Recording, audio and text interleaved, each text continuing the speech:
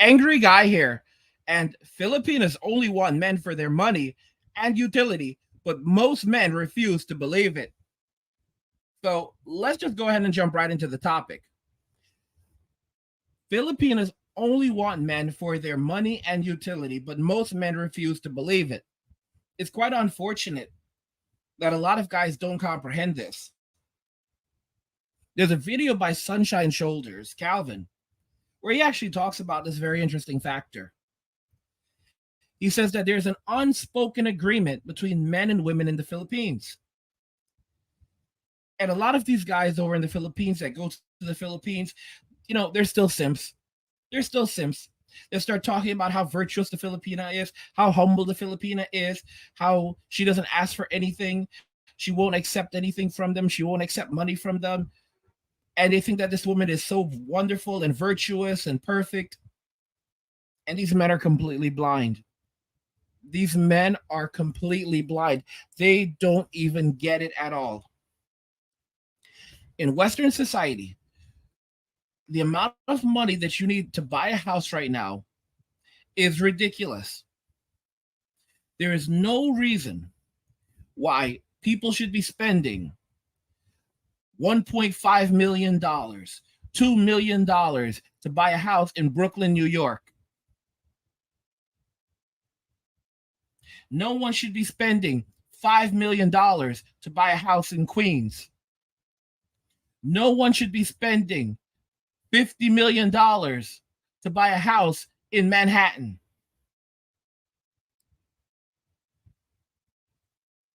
Or correction, apartment. Apartment. A house is going to be a whole lot more. Apartment. And even then, a lot of the times people will say that was a steal. The insane amount of money that people need to spend today for real estate in many places is completely disproportionate with the actual value of the property itself. These are properties that our parents bought, 50 years ago for pennies. Back in those days, your first home typically cost 1 year's salary. Did you hear me?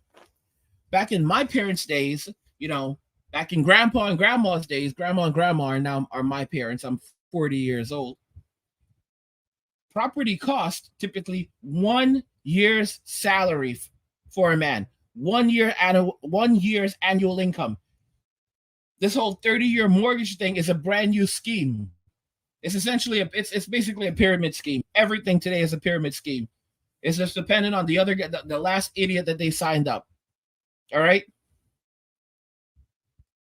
It's a scheme.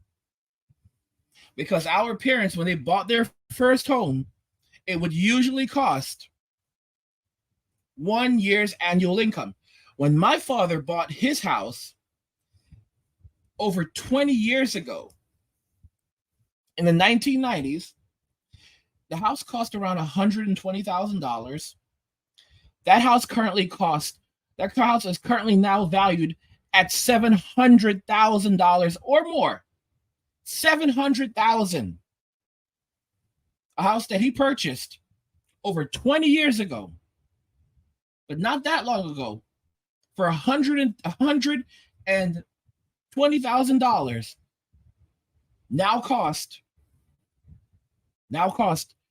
over $700,000. This is not a unique case, guys. This is not a unique case at all. At that time in his life, as far as I knew, my father was making like $60,000 back in 1992. $60,000 working as an armed guard, and he had worked as a police officer. That's how he started out in life, as a cop, and then he started working as an armed guard, and he was making about $60,000 back in 1992. $60K. And I want y'all to really comprehend this, that over 20 years ago, but that's not a long time ago. All right, call it 24 years ago, maybe.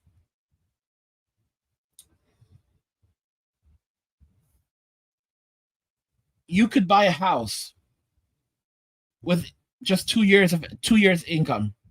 with 2 years of your income. For that was not even and $60,000 was not even the highest of incomes in 1992. All right, I don't know what he was making by the time he bought the house, but he was making enough. But I'm just giving you an example that back in 1992 he was making $60,000, and my mother also worked, so they were pulling in collectively around $100,000 a year back in those days. And a property was 120,000. Come on, and now that's worth around over 700,000, and very soon it'll be worth $1 million. With this crazy inflation, the $700,000 figure I'm giving you is what it was roughly worth a couple of years ago. So I might be wrong, because from 2020 to now, or 2019, that was like, I'm giving you numbers from like a few years ago. So really, with the inflation, it may be worth, it's probably worth more like 800 and 900 now, or maybe about $1 million. Because I'm usually wrong on these things. I'm usually behind when because I'm always giving you conservative estimates. I'll say like, oh, this is going to happen, bro. It's already happened. It's already that bad. That house might be worth. It was worth 700,000 like a couple of years ago. At this point, or a little over 700,000. At this point, it may be worth $1 million.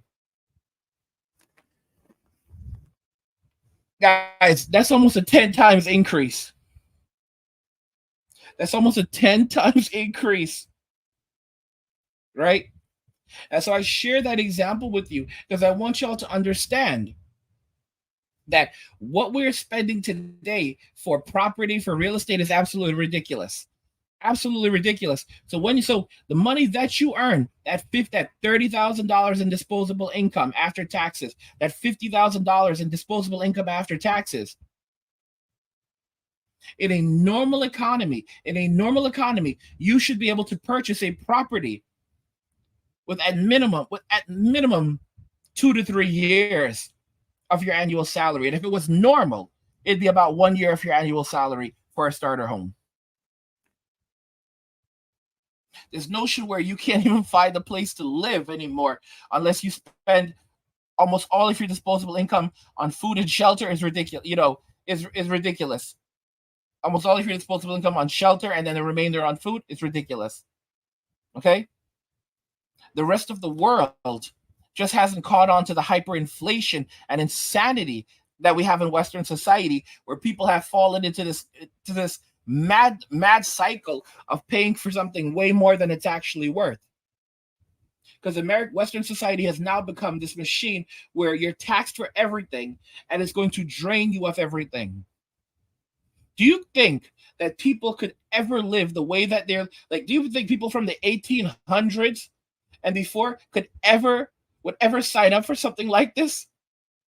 Like, guys, those people owned their homes back then. Sure, they had to pay taxes to the king, but can you imagine, guys, them coming to modern day society and people think that these people are stupid because they're from back then? They would look at us and ask us if we're out of our minds. These people are not stupid. These people had to do math with their hands. They didn't have calculators. They didn't have smartphones. A lot of these people are smarter than the Gen Z idiots walking around today who can barely read or write. These people from 1,000 years ago could read, write, and do arithmetic, right? A lot of these people could use calculus. They would jump forward 1,000 years and think, oh my gosh, how stupid are these people?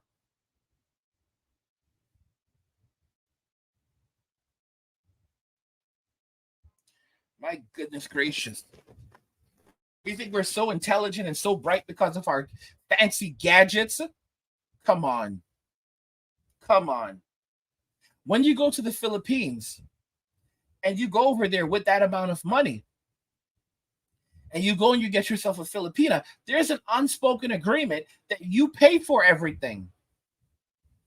And of course, the Filipina, she's not going to tell you that, you're the some of them, because there's a lot of Filipinos are going around telling you that you're a passport kings. And that's another thing, guys. We have to start calling ourselves kings. We have to, shout out to MK Fitness. He's been saying this, and it's absolutely true. It's absolutely true.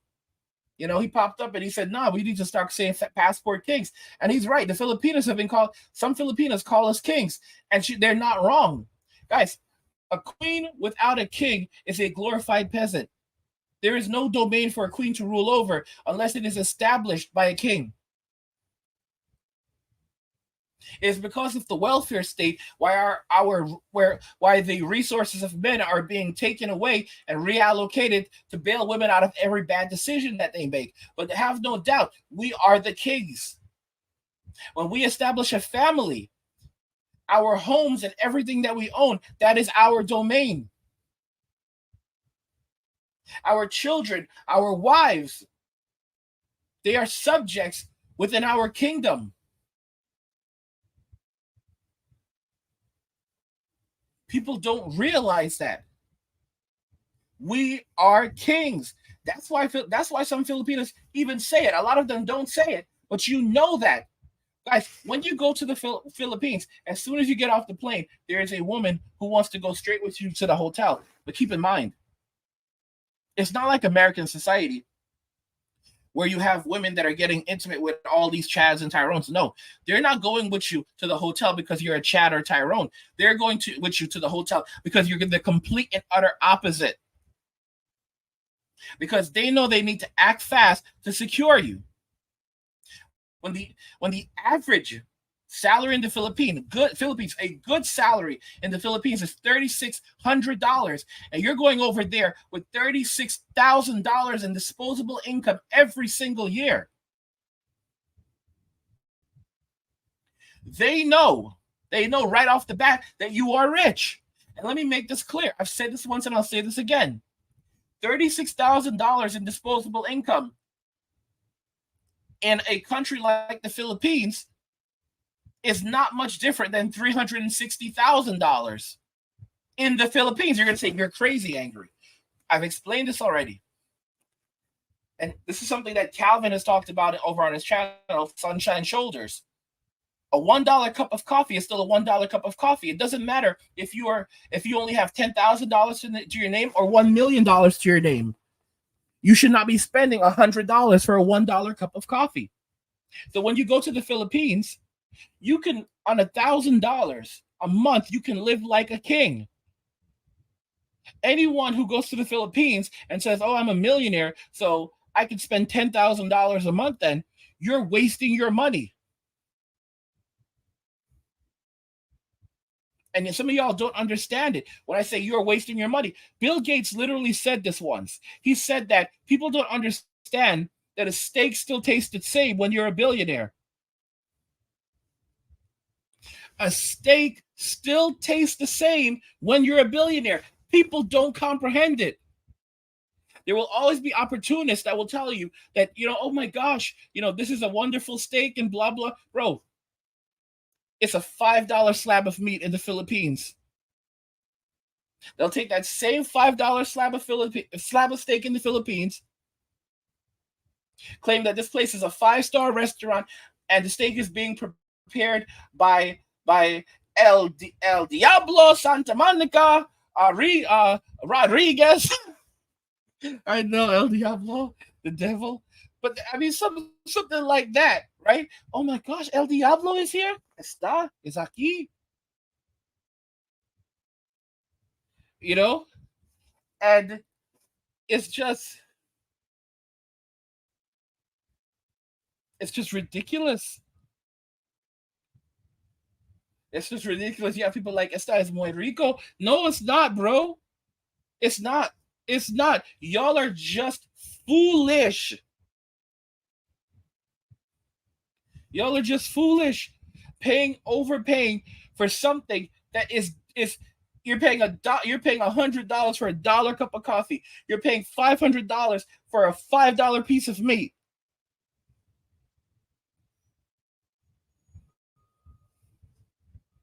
If a guy goes over there with $360,000 versus a guy with $36,000, the only difference between the guy with $360,000 and the guy with $36,000 is that at the end of the year, the guy with $360,000 will have whatever is left after you minus, let's say, $15,000 in expenses or $10,000 in expenses, versus the guy who has $36,000 in disposable income. All right. So the guy with $360,000 in disposable yearly income will be left with $350,000, and the guy with $36,000 in disposable income will be left with $26,000.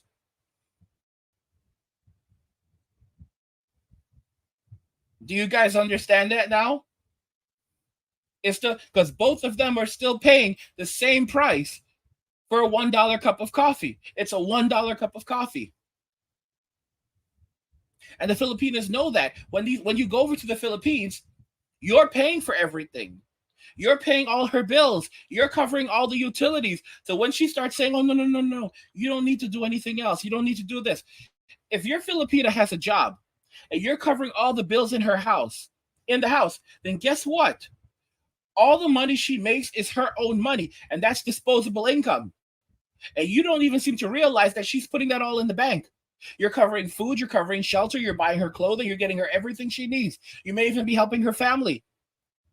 So every dime that she makes goes into the bank, which is why after you're with her for 5 years, and now she goes and finds a job making $5,000 a year.